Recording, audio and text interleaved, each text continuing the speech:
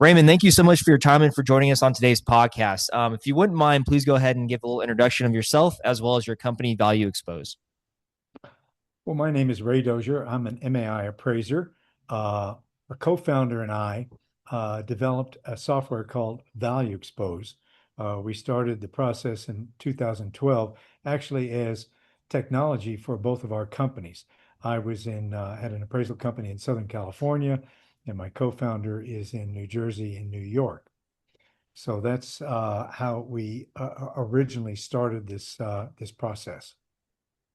Thank you, Raymond. Appreciate that. So you spent 25 years building one of the most respected commercial appraisal practices in Southern California before the 2006 to 2009 real estate crash changed the trajectory of your career.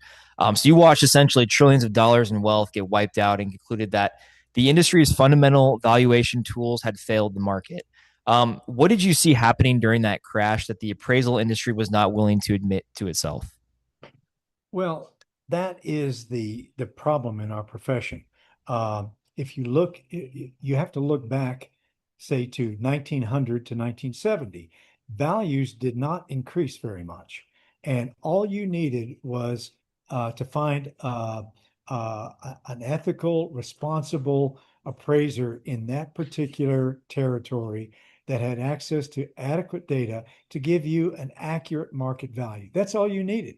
And you use the same approaches that we use today to come up with those values. Then something happened in 1970. The values just shot up, and they, I don't know what caused that.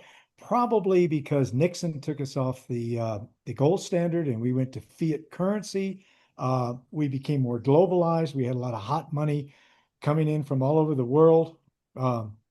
With communications, things were just moving faster. And you saw values just skyrocket, both residential and commercial. And then we had our first crash that was called the savings and loan crash in 1987. And it took down all the savings and loans. It took down major banks and this kind of thing. And all that property that they'd made loans on went back to what the government called RTC, the Resolution Trust Corporation, and had to auction it off over years. And, of course, the federal government ended up holding the bag and losing billions and billions of dollars. And then and then we uh, and then we had the next crash, which was the residential crash in 2006 and 2007. So we're in this era of booms and bust, and the valuation methodologies didn't fail and weren't the cause of these crashes. Uh, uh, it was because valuation is very forward looking, uh, and for us to put market value on things before we had tools to do these type of things, we use the sales comparison and the uh, and the direct capitalization, and finally when Excel came out, we were doing more yield capitalization models and this kind of thing. So so it always gave us an accurate representation of what the most probable sale price is. But the problem we have with our clients now is that if we're in this boom and bust society and you're only giving us a single point in time market value, and that's in a bubble, then what good is your appraisal to us if we're just buying a pig in a poke? Mhm. And the appraisers are pushing back and saying, hey, that's our job. That's what we're mandated to do. And that's true. That's true. But I think that we need to go beyond that and do some things to show some probabilities if a very, very well supported market value is in a bubble, or maybe it's an opportunity, Mhm. because value is the present value of the future benefits. That means, what is the collective market forecasting for this property for the well supported market value to be that? Mhm. And, how is, what are the market rents for this? How are they going to behave? If a tenant leaves, how long is it going to take to lease up the property? And, all these other things. And along with that is the reversion expectation. And that's the ending sale price. So that's what shows you your final internal rate of return. But Mhm. before you buy the property, you've got an all cash yield expectation. So, so uh, one thing appraisers can do to the market is uh, continue to do their well-supported market value, but reverse engineer it into what the collective market is forecasting, including the reversion, which makes up 65% of the present value of the current value. So a lot of Mhm. times that that irrational exuberance is rooted in the reversion that nobody ever sees. They say, well, this looks reasonable because the rents are reasonable and they're in line with demographics, and they're expected to go up 2%. That's reasonable. And that they look at all the other collective markets forecast and they go, oh, that's reasonable. But they never see the reversion unless the appraiser does a yield capitalization of their reconciled value. Mhm. And so that is the fundamental problem that's going on right now, and we think we've solved it. So that's what we're here to talk about today. Amazing. And before we go too much further, can you explain to the audience and the listeners the MAI designation that you currently have and sort of what that means to the appraisal industry and the steps that one would have to take in order to get that designation? Well, when I joined the Appraisal Institute, and basically I got into the appraisal business because I wanted to be a developer. My father was a developer, and he says, if you want to develop, you better understand value, you better understand feasibility, you better understand. And he said, get an MAI designation. That's a great, but it's very, very difficult. It was, to get into this profession then and now. It was even harder then because it was a cottage industry. And an MAI is a designation. It means the member of the Appraisal Institute. And it's a designation given by the Appraisal Institute. And back in those days, banks that were making loans on things, they would always hire MAIs to do that because we had the best coursework and rigorous training and this kind of thing. Mhm. But when it took me 10 years to get it. And the only reason I got it because my father introduced me to the only MAI in town. And somehow I weaseled myself in. And he hired me as a residential appraiser at first, and I was doing residential appraisal while I was in college for Mhm. $50, an appraisal, and we'd split 50-50, so I'd make $25 on these 1006 forms that they still use today. And then when I graduated, one of the commercial guys left, and I started doing residential. But he was my mentor. Mhm. He was my mentor, and he had to teach me everything I know.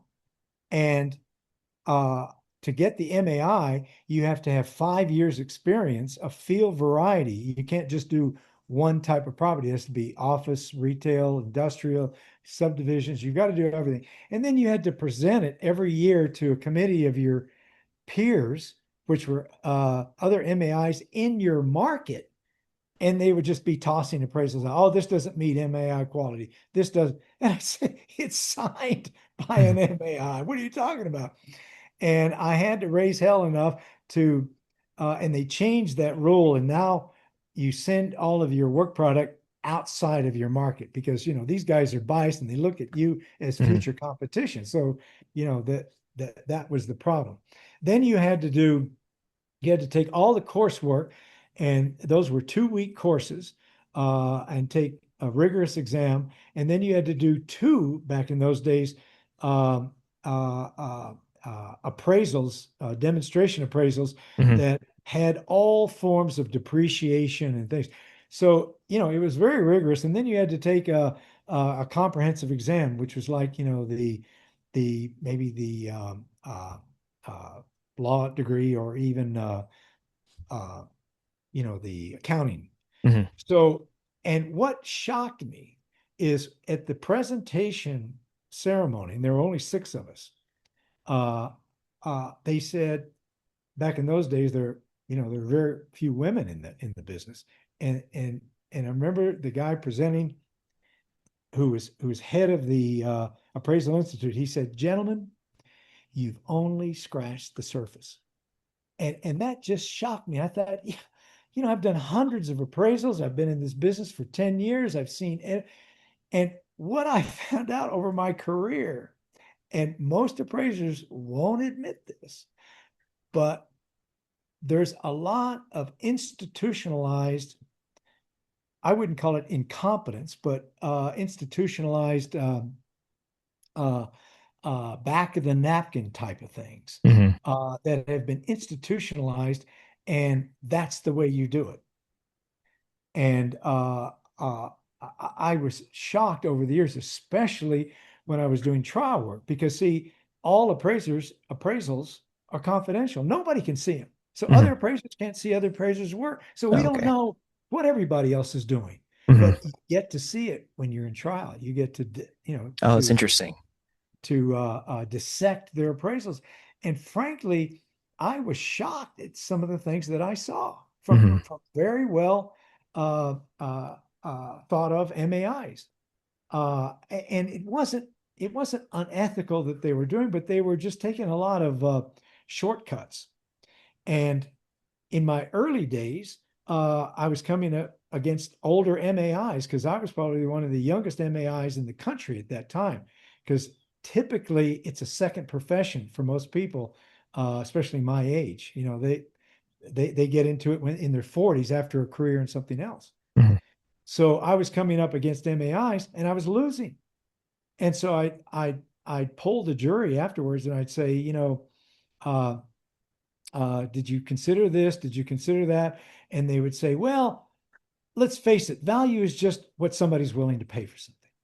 And I said, well, the judge gave you explicit jury instructions to follow the definition of market value, an arm's length sale, willing buyer, willing seller, Hmm. equally knowledgeable of the market, neither is under duress to buy or sell, and the property is exposed on the market for a reasonable length of time. So that means if somebody paid you $1 billion for your house, does that mean it's worth $1 billion? Whoever Right. bought it might be, violating one of those elements of the definition of market value. So, so then I kept pressing him and pressing him, and it'd come down to, well, the other guy had more experience than you. He had more gray hair, and he's been in the business, so we gave him more. So I had I had to I noticed in these trials that the MAI would lead the jury or a bench trial, whoever it was, up to a certain point, and then there was this giant leap of faith to the final value. And Hmm. they would always say, it is what it is, which was a dog whistle to the trier of fact that any idiot would come up with my value. So this is what we began creating this process of filling in that gap to where we could walk the jury and hold their hand, which juries don't know anything about value. It's like Hmm. dealing with eighth graders, Right. and we have to hold their hand smoothly into our final value estimate without any giant leaps of faith. And then we'd say, if our other MAI on the other side, if he'd have done it this way, his value would have dovetailed more into our value. Hmm. So that was working very well, and it was unbelievable to me in trial when we would catch some of these very well thought of MAIs, and they were doing something that was either back of the napkin or just they just completely ignored it. And when we confronted them with it, it was like, well, I've been doing it like this for 30 years. This is the way I was taught. Hmm. This is the first time anybody's questioned my methodologies. And I don't blame them, because if they said, well, you're right, then that means they've been, all their work is incompetent for the Right. last 30 It's been years. So discredited. Yeah. Yeah. they had Hmm. to defend themselves. So Yeah. I don't blame them. And believe me, I'm not virtue signaling here. I was in this business 20 years before I realized I was doing things wrong in some Hmm. cases. Now, the thing about it is, it didn't, I don't think it affected my values, and I don't it affected theirs. When you're in a market, you kind of know the value even before Hmm. you start the appraisal. So you kind of have a pretty tight range of values, and then your methodology that you use, your scope of work supports that value. Hmm. So I'm not criticizing appraisers. Appraisers do a very good job in coming up with the most probable market value, and that's why they resist in uh, when you give them tools to be more granular on their appraisals and to be more precise. For instance, if you're doing a stabilized property with multiple tenants in it, then the purpose of the appraisal is to come up with the as is market value of the least fee interest. That's the Hmm. purpose of the appraisal. But what the appraisers do, most of them just do a sales comparison and they do a direct capitalization and they call both of those values least fee. Hmm. And they're supposed to be done first in fee simple equivalent, market rents, and typical lease terms. And then you analyze the rent roll and the lease terms, and you see, after you do those two approaches, you reconcile those into one final reconciled fee simple um, equivalent market value. And then you do the rent roll analysis and the terms, and you see if there's any rent loss or intangible value that's impacting that value. Hmm. So if it's rent loss, you subtract it from that, and that is your as is market value, the least fee interest. But I can understand appraisers taking that shortcut. They're not coming up with the wrong values because what they're doing is they're packing the cap rate in their stabilized income and expense, their net operating income, they're packing it and they're coming up with roughly the right number. Hmm. But they really should be uh, more granular on these things. And then it gets worse when it's non-stabilized, and then when you have development properties, uh, uh, they're all over the board. Hmm. So that is kind of some of the bottlenecks we faced in this industry. Yeah, I appreciate you sharing that. And I kind of want to look a little bit more into ValueXpose and how you developed it, kind of the earlier years in 2012. So you filed the patent in 2014, have kept it fully bootstrapped for over a decade. You've described it as the biggest advancement in valuation methodology since the 1970s. So if you can, walk me through what the software actually does in plain language, and then what does it tell a lender, an appraiser, and an investor that a standard appraisal simply does not? Well, there's a couple of issues. One is our job, once again, is to show what the most probable market or sale price on the property. Mhm. That's our job. Uh, so I've now, and my partner and I, we've created the tools now to do more analysis. For instance, instead of that example I gave you before, instead of just doing two approaches, the sales comparison and the direct capitalization, let's do a yield capitalization. Mhm. Now, most appraisers shy away from that because it takes a lot of work to do that, and time and delivery is paramount now. These lenders are requiring a fast turnaround, so that's a pushback. Uh, uh, but that's why we created uh, in 2012, where we had no inkling that AI was coming, thank God, that we hard coded a this these methodologies, and included in the methodologies is our domain experience, because there's I think the average MAI, and there's only 6,000 or 7,000 of us in the whole country, Hmm. The average age is in its 50s, and they're ready to retire, they're ready to die, and they're going to take all this domain experience and take it to the grave. Hmm. So George and I, we wanted to create this infrastructure that not only included the best practices in all of these very subtle methodologies and so on, but we also wanted to include our domain experience that guides the appraiser through the appraisal process, depending on what the scope of work is. Hmm. And this is what we're very proud of, because this has busted up the barrier to entry for the next generation of appraisers. We have clients and subscribers that use our software, that when they hire a trainee that has never done an appraisal, using legacy workflows, uh, it's taking months, if not years, to get them where they're self-sufficient to Hmm. do just basic, appraisals, not only development, but report it, much less going into very complex type of appraisals, development appraisals, or you know, eminent domain, and even trial work and things like that. It takes years. Hmm.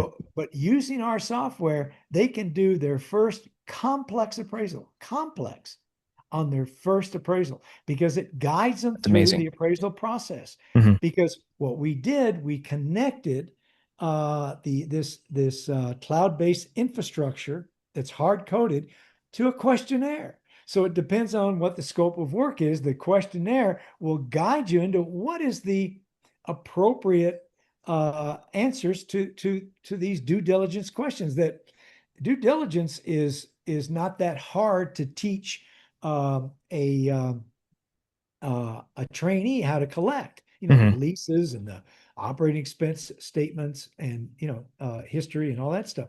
So so not only does it guide them, but then it's all interconnected, meaning there's several financial models associated with different types of methodologies, and we've tied them all together in a consistent manner, where if you change one input in the questionnaire, uh, it'll change everything along the line. Hmm. So the beauty about this is, we're the first company that's been able to bifurcate out the development of the appraisal from the reporting of the appraisal. And unfortunately, our industry, we bought into technology 10 years ago, thinking that it was report writing. The appraisal report is not the appraisal, it's evidence that you've developed the appraisal. Right. Okay. Otherwise, if they didn't want that evidence, you just write them a letter and say it's worth $10 million, Hmm. and they just trust you. So uh, uh, we let a bunch of really sometimes outsiders that didn't have a lot of domain experience just create report writing software, which was built not hard coded. It was just in Excel workbooks, and it was just a form filling type of thing, and and it couldn't do any complex development. It could only Hmm. do stabilized properties at fee simple, like an owner occupied. That's all it could do. And if it was leased fee, it had several tenants, it didn't have the capability of showing, well, what is the rent loss, or what is the intangible value, unless you did it manually, tenant by tenant by tenant, which would take forever. And Hmm. then if it was non-stabilized, you had to do the same thing, fill out a form and show everything manually, no present value analysis, no nothing. Wow. And forget if it was a development property. So that sped things up a little bit. Hmm. But unfortunately, it commoditized our industry, uh, because we've got to get these things out so fast. The appraisers are doing the very minimum, coming up with competent values. I'm not criticizing appraisers. They know their markets, Hmm. uh, but they want it fast, and they want it cheap. And all of us appraisers are complaining about that because MBAs, PhDs that are analysts in commercial real estate use all of these uh, features that we give in ValueXpose, and they're paid 2, 3, 4 times what we're paid to do the Right. same thing, to underwrite the property. In other Mhm. words, you have to value it to underwrite it. So why are they making so much more money? And the reason why is because they've been more resilient to the client's needs than we have. We've been hiding behind our licensing. Well, you got to go through me Mhm. if you want to get a loan. You got to go through an MAI, a licensed appraiser. Right. So so these are some of the bottlenecks. How do we bring in the next generation?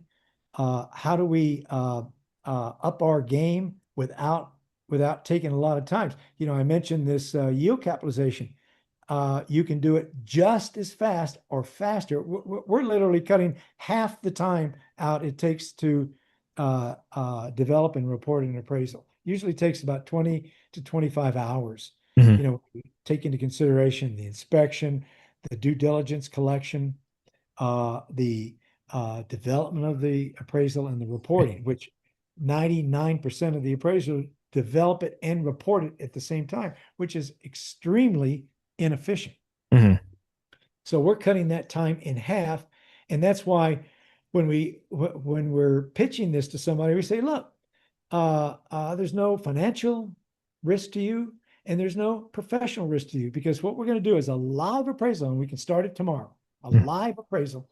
You do it your way, the way your legacy method, the way your company does the appraisal, and we'll do it our way, and we'll do it in parallel. And then when we're finished, we'll do a side by side, Mhm. and we'll see who did it faster, what the presentation looks like, and it will look exactly like their company's branding and formatting and all that stuff, Mhm. and which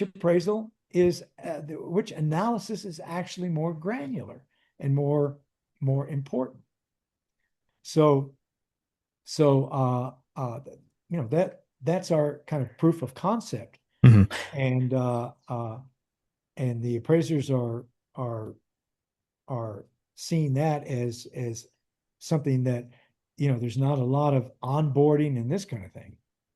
Yeah, I like the idea too of how it kind of customizes per the appraiser, right? Like, so if it's got, sort of a brand or identity that I can build in for the presentations, I can kind of keep it consistent with that company or that appraiser, which is really cool. I mean, it offers almost like a customized version of what they could do. And to your point too, I'm sure there's a lot more granular things that maybe the appraiser hadn't considered before that it would offer them. Yeah, it sounds like an amazing tool. And really quick, so what was the most discouraging moment in the 15-year journey of building ValueXpose? And then what kept you going when adoption was slower than you believe the market urgency deserved? Well, it was overcoming this institutional mentality Mhm. of, by God, I've been doing it like this for 30 years, and why should I change? Right. So to to get an appraiser to change his workflow, and they're also concerned that a lot of the reviewers, bank reviewers, that are reviewing their appraisal, they're also indoctrinated with this institutional mentality. And if they Mhm. see anything different, they don't know what to do. For instance, that example I was giving you, they're used to seeing the sales comparison and the direct capitalization values in leased fee. They're Mhm. just used to seeing that. But what ours does is it compares the fee simple cash flow to the leased fee cash flow, and brings the differences back to the present that will show any rent loss or intangible value due to how the leases were negotiated and what the timing of the leases and all that stuff. We're comparing that to what the typical market terms of those leases are in that. So, these review appraisers might see that and they go, what in the hell is this? Mhm. So it's it's changing the mindset, and things are moving so fast that appraisers are very skeptical of AI and this kind of thing because they think it's going to put them out of business, but it's not. It's Mm-hmm. not going to put them out of business. Yeah, and I talk about this a lot too. I feel like AI is a great tool as long as there's still human oversight with it, right? Like it's a great tool to use to enhance things or to maybe give you different perspectives or ideas. But yeah, I still think there needs to be that human element or oversight over anything with AI. But it can definitely absolutely help with things like this. And then to your point too about sort of the appraisal institute kind of being in denial of certain things and adopting or just appraisers in general.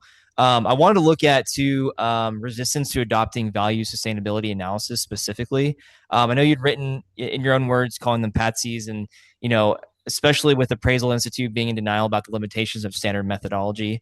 But as a 40 plus year life member of that same institution, where does that resistance actually come from? And then is it a liability, inertia, or is it something more fundamental about how the profession is structured?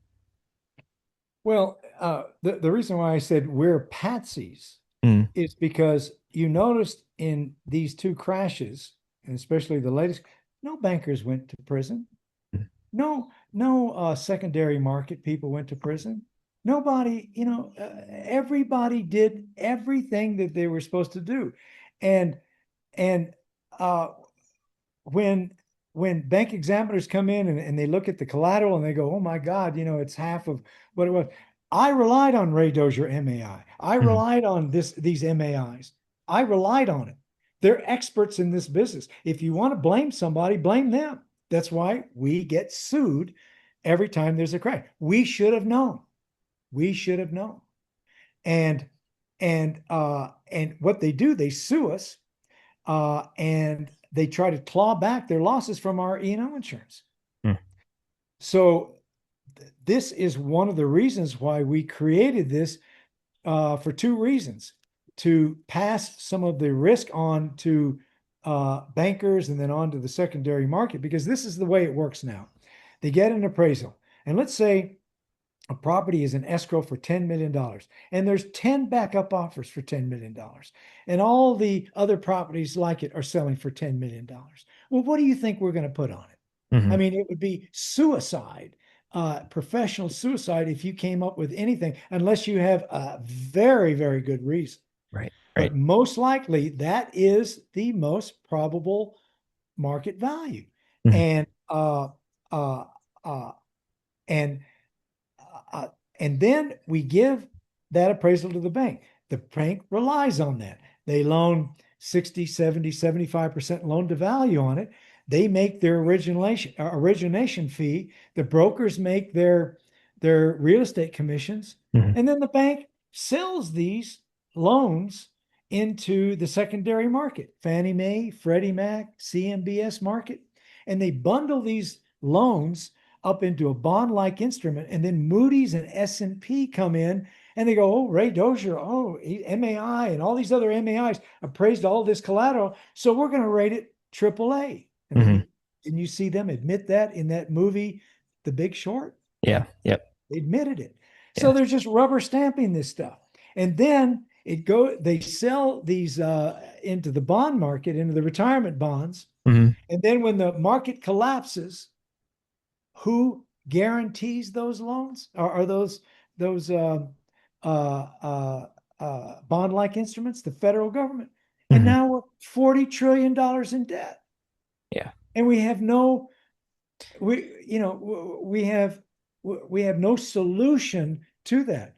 Now, what we did is that we all know that there are wave cycles in any market. Hmm. So let me ask you, what do those wave cycles represent? Let me ask you. Just cyclical, I guess, market shifts, I guess. Well, but what are they made of? Yeah, that's true. They're made of the market values, the Mhm. current market values. That's a good point. And Yep. and so, over time, the value goes here and then the values go down and this. Hmm. Well, what is that? Uh, what is that wave cycle revolving around? And that's a question to you. Hmm. What is it? I guess whoever is creating that value at the time. It's fundamental value.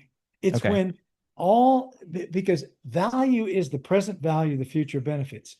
Hmm. If those forecasts, collective market forecasts, if they end up with irrational exuberance, meaning there's a high probability that that particular forecast is not going to come true, that Hmm. makes up the otherwise well-supported market value, or there's a rational fear in the market, then you're deviating away from equilibrium. Well, we can prove that there's only two values that equal the present value of the future benefits, and that is a well-supported market value and its reversion, Hmm. and a fundamental value and its reversion. That's when all of the forecasts are within are reasonable, and they're in line with demographics, they're in line with market conditions and everything. Now, uh, equilibrium is when supply and demand are in perfect harmony. It's almost a theoretical concept, because if a market is in perfect harmony, it's maybe there for 24 hours, Hmm. because real estate and the markets are dynamic. Things are always changing.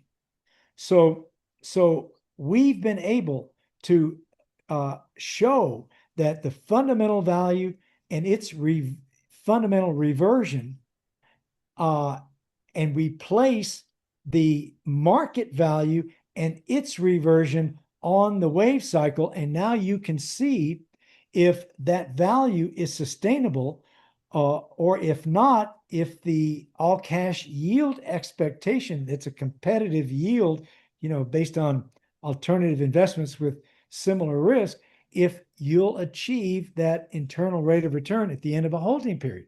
Hmm. So we created this, that it does it automatically. It takes absolutely no more analysis by the appraiser. It uses everything he uses in the appraisal, the market value. Now, the Right. problem is, let's say, you had an assignment, it's in escrow for 10 million, there's 10 backup offers. Nobody is disputing the $10 million. All the properties are, so you put $10 million on it. But you do a value sustainability, and you see it's in a little bit of a bubble. It's sustainable, but it's detached from fundamental value, and the value is going to gravitate down towards fundamental reversion. That's why Hmm. there's wave cycles. There is a gravitational pull towards equilibrium. It's a certainty. So if the appraiser said, "Oh yeah, it's worth $10 million," but we don't think, we think that this value will not hit the expectation of what the collective market, and it's going to hit this, and instead of getting a 7% all cash yield, they're going to get a 3% all Hmm. cash yield. And and and let's say that blows the deal. Do you think they'll ever use that appraiser again? Yeah, probably not. No, no, he'll be blackballed in the industry, Hmm. because the realtor isn't making his commission. The bank isn't making their origination fee, which they're going to sell and pass that risk on to the secondary market, and then Hmm. the secondary market is going to pass it on to the federal government. So what I'm suggesting is that appraisers, and this value sustainability is really pronounced in residential, because residential is not usually based on income. It's more emotional, single family and things like that. Hmm. Uh, of course, multifamily and things like that are more, and you'll see fundamental value and market values coming closer to those. But it's really pronounced in residential, and a lot of these values that people are paying now are not sustainable over a typical holding period. So what we're suggesting, and we've even gone to the federal government, and we've gone to the Appraisal Institute, and we said, look, let them do the usual appraisal, but do a separate report that's confidential only for the banks. Hmm. It's only for the banks. to help in their underwriting. It's not in the appraisal, but it's for the bank use only. And then when the banks sell that loan into the secondary market, they always show the appraisal, and they should show the value sustainability analysis Sure. also. Absolutely. So then Moody's and S&P can properly rate these properties. Mm. Now, if this got into the mainstream, then it wouldn't have a terrible economic.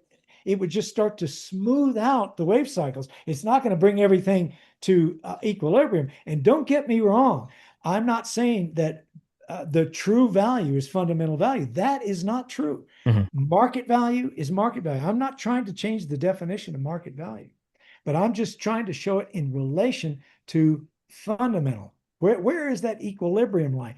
And how do you quantify it? Well, we can quantify it now. And it takes absolutely not one extra second to create that Mm. using our software. Amazing. But, Uh, the So appraisers are very, very skeptical of this, and they don't want to rock the boat. yeah, yeah. And you actually have one of the most sophisticated bubble detection tools in the commercial real estate industry. So I have to ask directly, when you run your value sustainability analysis on today's commercial markets, what exactly are you seeing? Are there specific property types or geographics, showing the kind of divergence between market value and fundamental value? Well, it depends market by market, because you can have markets that are pretty close to equilibrium. And then you can have markets that, like Miami, when you have a lot of hot money coming in from South America, or whatever, Mhm. it's going to throw supply and demand out of balance. So it just depends on the market. But typically, we don't see in commercial real estate, we don't see a huge uh, separation from fundamental value. So sometimes Mhm. the value is below fundamental value, so it represents a lending or a buying opportunity. So it's not always bad news, but uh, in residential, we see a huge, somebody pays $1 million for a condominium, and when you reverse engineer that out based Mhm. on what could that condominium rent for, what would be the vacancy and collection loss, what would be the landlord's operating expenses, and what would be the net operating income, Mhm. and using that, you can see how reverse engineering that out, it shows that the $1 million condominium has to sell for $2.5 million Mhm. for it to equal the all cash yield, which residential is a very uh, competes more with the bond market. So it's a very low all cash yield, like 4%. Mhm. But when the fundamental value will show something far below that, and its reversion fundamental value is far below what the market is forecasting. So the value is going to be gravitating down towards fundamental reversion, not what the collective market is forecasting. Mhm. So you'll be able to see that. But if this was instituted, it would slowly smooth out wave cycles and prevent these tremendous booms and busts that end up on the doorstep of the federal government and the national debt, which is it's not sustainable. Mhm. We can't take any more of this, and we've got to put some safeguards in. Yeah. So there's nothing like this out, and I can quantitatively prove that there are only two values, because there's no appraiser that will not admit that value is the present value of the future benefit based on an all competitive, all cash yield. Mhm. Nobody is going to argue that. Now they So can argue what the operating expenses are and what all. Okay, fine, fine. Does that all equal the current market value? And one other thing that I'm suggesting appraisers do is that we have the only software that's bi-directional. In other words, you do the cost. I mean, you can do the cost approach, the sales comparison, the direct capitalization, and the yield capitalization. All Mm. four of those values are in initially in fee simple equivalent. Then you reconcile that into a final value. Then you look at the value sustainability on that. But when you reconcile that final value, which might be a little different from all the approaches, Mhm. you can put it in to the yield capitalization and substitute that reconcile value in, and it reverse engineers it into all of the collective markets forecasts, including the reversion. Mhm. So what we do in appraisals is underneath the letter of transmittal, we say, here's our well-supported market value, and here are all the collective markets forecasts that the collective market is forecasting for it to equal our otherwise well-supported market value. Mm. And what we say to our clients, if you disagree with any of these values, either based on market knowledge or your own risk tolerance or whatever, call us and we'll put it in the model and we'll see how it changes our value. Now, I'm not changing my market value. I've already hung my hat on it. But this Mhm. new value is called investment value. And it's based on your interpretation of the market. And our Oh. job as appraisers is to interpret the collective market's forecast, not your forecast. So see how banks can use this. The appraiser can send a ValuExpose icon, and they can try different scenarios based on their own scenarios Mhm. if they want to. They can see exactly what. Now that protects the appraisers in the long run, because if you're sued when the market collapses, you can show the judge that, in the mandatory settlement conference, Mhm. that, look, I supported my value with all the collective market, and I offered them the opportunity to call me if they disagreed that that these forecasts wouldn't come true. And you know what? They never did, because they thought that they can come true. And now the market's collapsed. All of those forecasts are now changed. I mean, the original forecasts look ridiculous now, and they're trying to claw back their losses from my E&O insurance by blaming me. Mhm. And the irony of it is, when you're in court, and sometimes the other side will get a current market value and show the differences in value between your value and what the value is now. And I've been in those trials before where I say, I completely agree with their value. This $20 million that this appraiser came up with, that same property is now worth $10 million Mhm. a year later. I totally agree with that. I said, but here's the thing. Appraisers do retrospective appraisals. You know what that is? Mhm. Back to it like a date of death or something. So we're Okay. doing a value back in the past. And USPAP, which is our licensing standards that we have to live by, if Mhm. you do a retrospective appraisal, then you are required to blank out everything you know about the future from that date of appraisal. Yeah. And you can only take into consideration what the collective market was forecasting at that time. Oh, interesting. And so as an expert, I would say, if I was doing this appraisal right now, a Mhm. retrospective appraisal, and I know it's only worth $10 million today, you know what I would put on it? $20 million. I'd be Yeah. forced to. Yeah. I have no choice.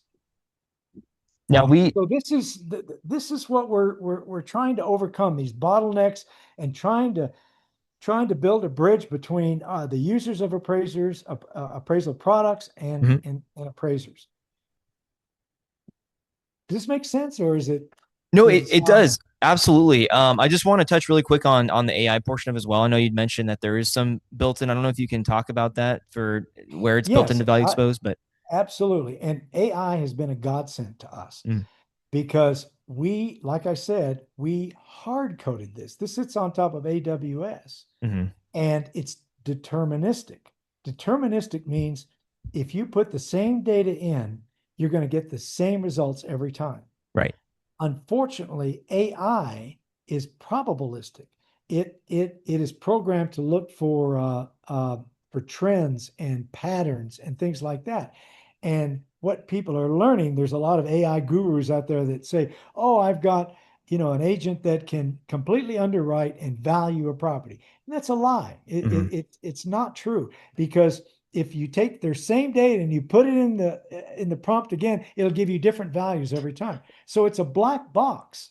You can't follow the appraisal process all the way into the conclusion of value. And doesn't this lead back to the appraisers that were taking this giant leap of faith to the final value? That's a black box. Hmm. So you need to be able to follow the appraisal process smoothly into that final value. And AI does not allow you to do that.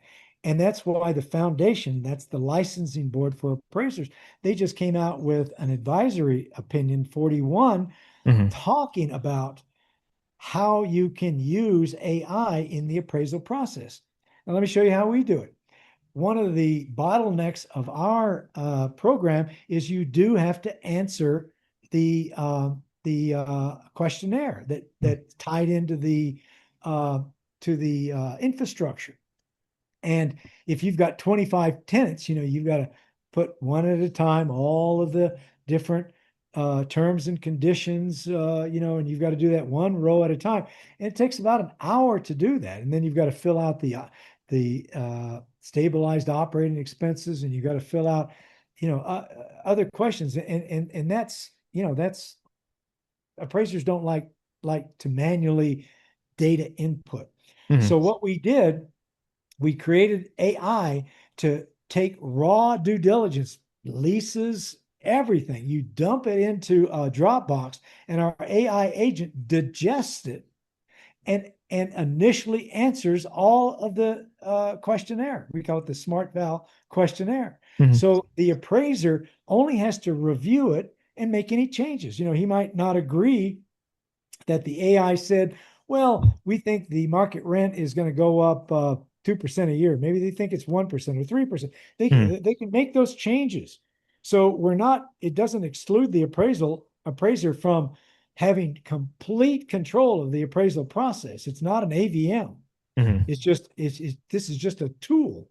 And then once they get all of their opinions of what they think the collective market is forecasted in those questionnaire, they press a button and it creates not only the direct capitalization but the yield capitalization in fee simple first, and it loads up all the comparable sales. It even creates your comp sheets and it loads them into the sales comparison, ready for you to make your adjustments. AI does not make the adjustments. Hmm. So then this is why we've bifurcated out the development of the appraisal, which is doing all the methodologies and coming up with the values before you even start writing the appraisal.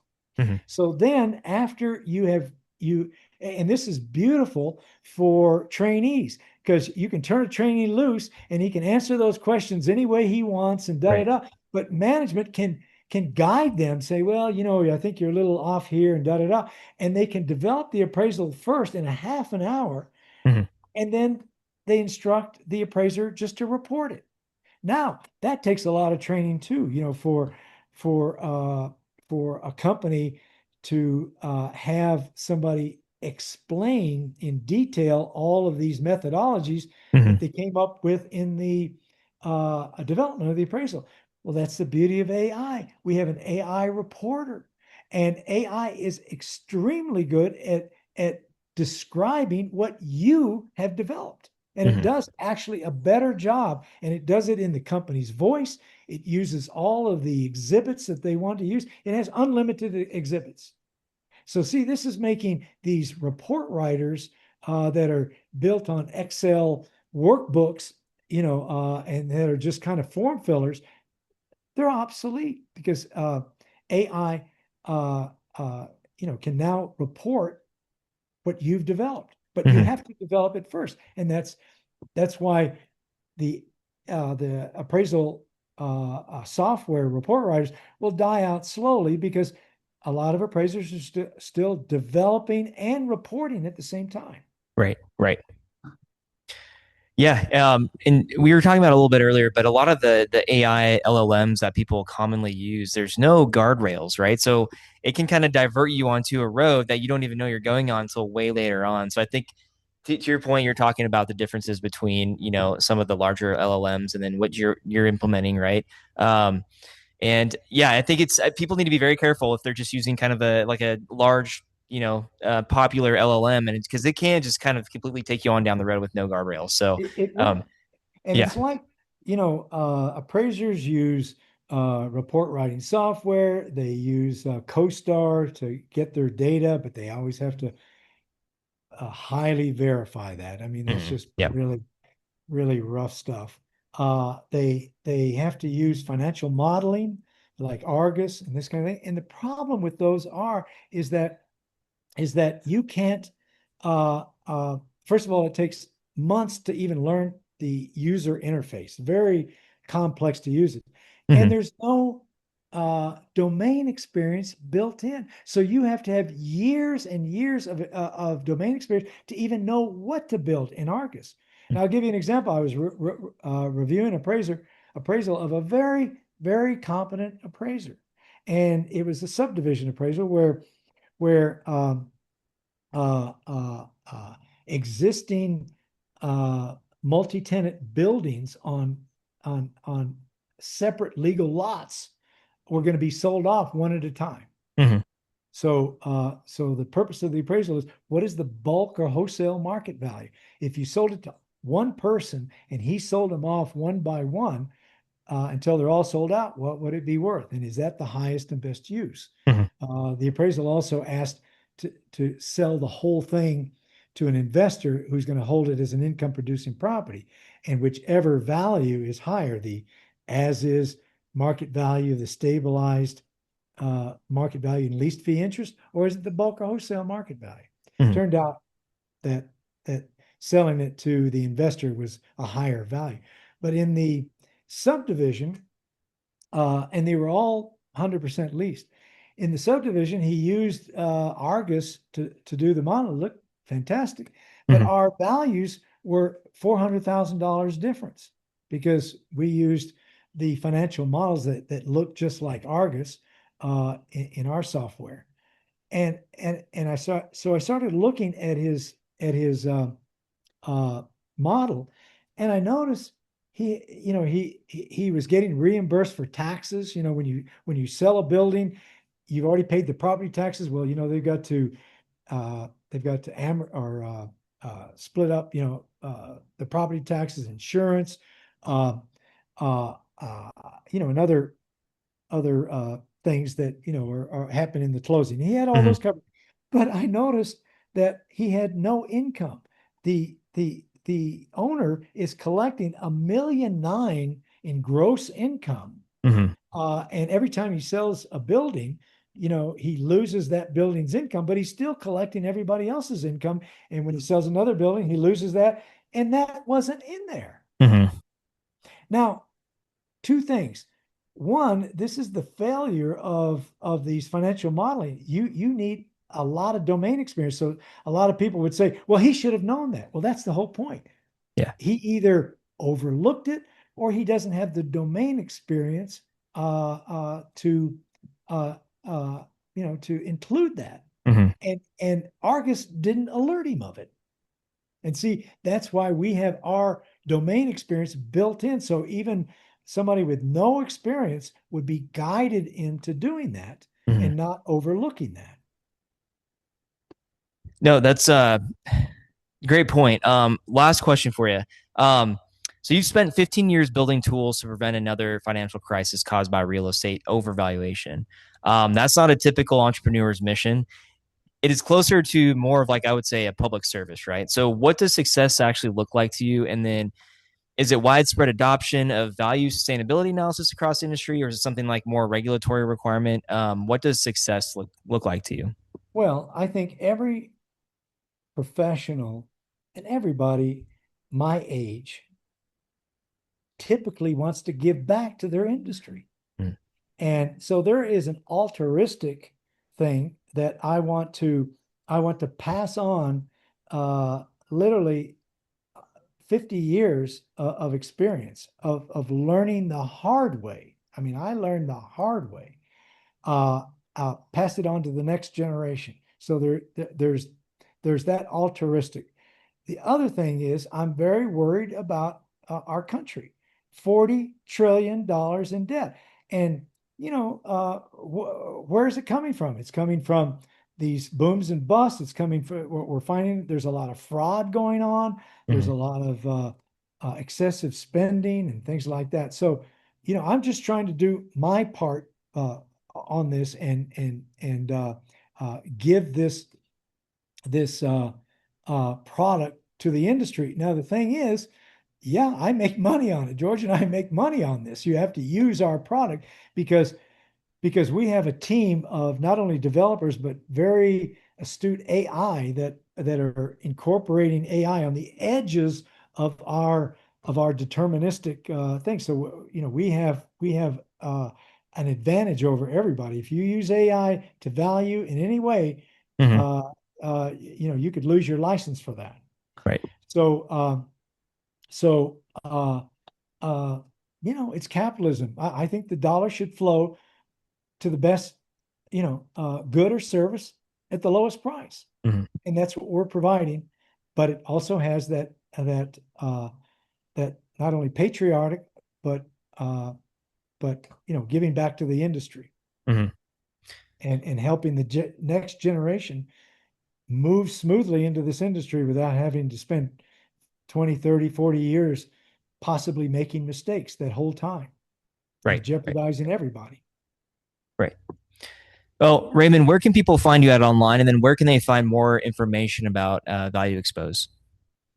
Well, you can go to our website, valuexpose.com.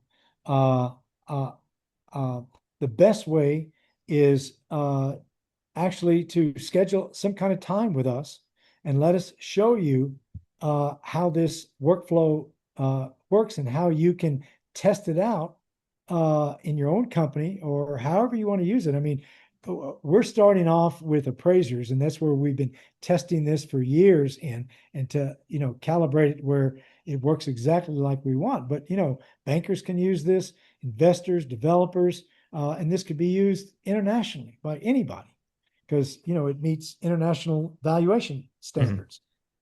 So they can contact me directly at rdozier, that's Dozier, at valuexpose.com.